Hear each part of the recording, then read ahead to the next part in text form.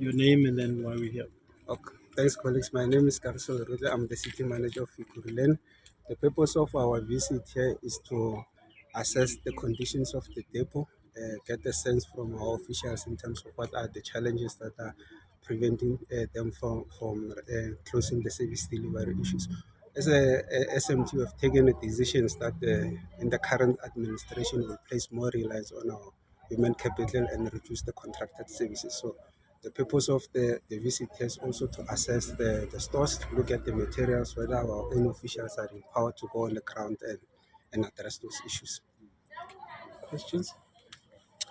A woman dies in a crash. Her family is left broken.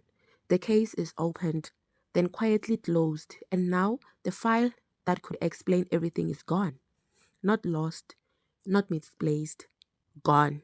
So, what really happened to Sandra Mathabathe Mamaila? Sandra was not just a name in a report, she was a mother, a sister, and a provider.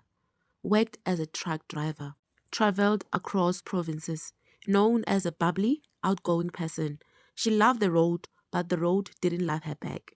It was May 2021, just after midnight, around 10 past 12 a.m. She had returned from Durban, stopped in Midrand, then drove home to Boxburg. Her son was waiting, her family was waiting, but Sandra never made it home. Her car was involved in a crash on the N12. According to reports, the other vehicle was allegedly driven by Kagiso Lerutla. After the accident, a case was opened, culpable homicide. Police investigation begins. For the family, this was the start of justice, or they thought. Somewhere along the line, everything changed. Case withdrawn in August 2023. Family is not informed.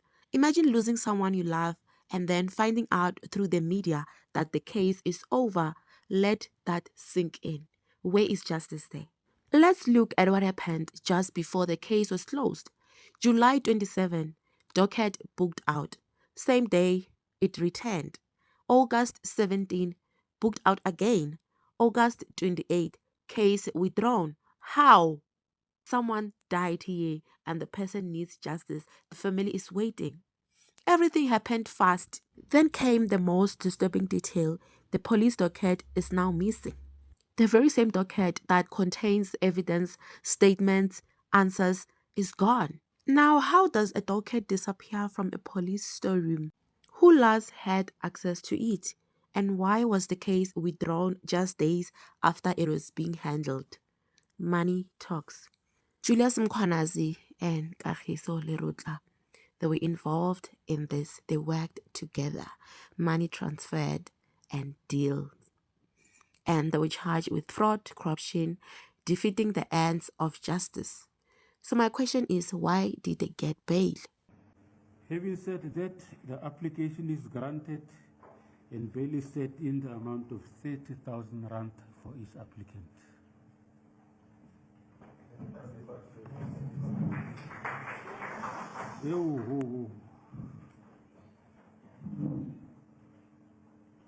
It was during this case that Sandra's story came back into the spotlight. Now Sandra's son had to leave private school because after her death, everything changed.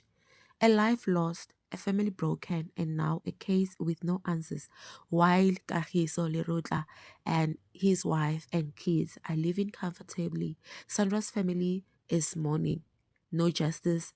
The case is closed, withdrawn. The docket is lost. And this is not just about a missing file. This is about justice. And please note that everything said on this video is based on public reports and allegations. While questions continues to grow around the case, one thing has never changed: the pain of Sandra Mathabathe Mamaila's family. For them, this is not just another case file. This is their daughter, their sister, their mother. Since Sandra's death, life has never been the same. Her son's life disrupted, family still searching for answers, no closure. Every day they live with the question, what really happened that night? As the legal process unfolds, those linked to the case, including Kagiso Lerutla, remain out on bail with 30,000 rand each. And for the family, the contrast is difficult to accept. On one side, a family is still grieving, and this raises uncomfortable questions. Why is the case not progressing? How does key evidence go missing? And when answers don't come, who speaks for the victim? But as the court said, the witness will come and testify, and that Kagiso and Julius are not allowed to communicate directly or indirectly with the witness. And I just fully hope that the witness is protected because this is South Africa. Whistleblowers are not safe in this country. State believes these are serious charges, and they're banking on the fact that the witnesses that have come forward to give them information regarding what happened in this particular incident here should be protected. Now, the state has argued that it would be in the interest of justice to ensure that these witnesses are protected, and should the two be released on bail, they possess a risk of interfering and, of course, trying to gag the witnesses from further continuing to testify or to help the investigators with their work in trying to ensure that there is successful prosecution. Now, we understand that, of course, this relates to charges including corruption, defeating the ends of justice, and, of course, fraud. And the defense for the to believe that their clients are innocent. They have argued that nothing wrong was done, but they also say that should the two be released, they will not be interfering with any witnesses. But justice delayed doesn't just affect the court, it affects real people, real families, and real lives. For Sandra's family, justice is not about headlines, it's about accountability. It's about knowing that her life mattered. Cases like this often leave the public asking whether everyone experiences the justice system in the same way. Right now, that original file is still missing. The case is unclear and the family is still waiting. But the investigation is still going on. They reopened the case afresh.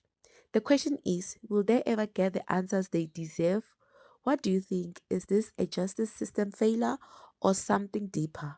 And remember, everything I said in this video is based on public reports and allegations. Everyone mentioned on this video is still innocent until proven guilty in the court of law, as the investigation is still ongoing. And if you like stories like this, don't forget to subscribe to True Crime with Nsuku's Folktale and hit the notification bell so that whenever I post a video, you will be notified. And this is True Crime with Nsuku's Folktale. See you on the next case.